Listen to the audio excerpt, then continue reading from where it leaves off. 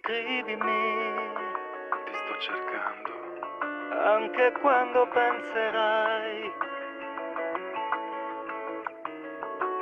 che ti sei innamorata.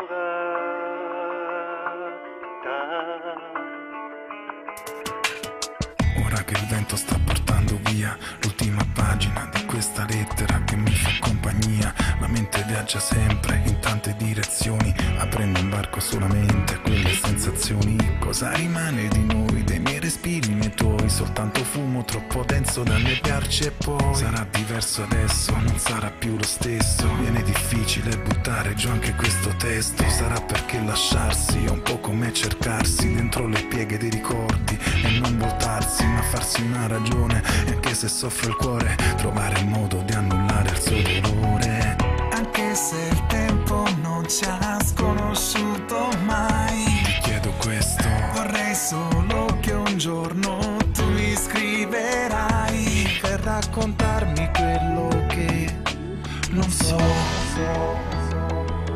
E se non avrai da dire niente di particolare, non ti devi preoccupare, io saprò capire.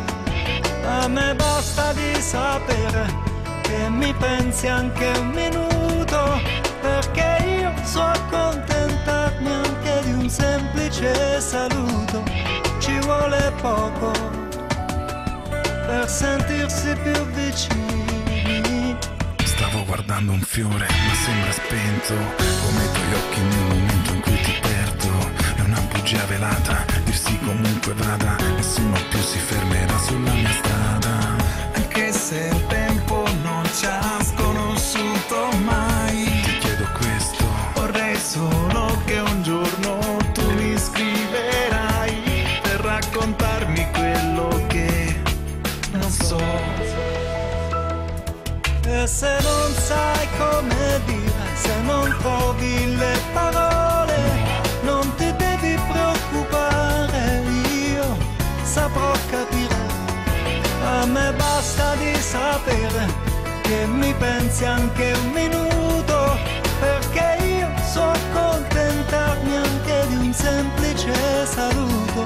Ci vuole poco credimi, per sentirsi più vicini. Scrivimi, ti sto aspettando. anche quando penserai Quando capirai che ti sei innamorato.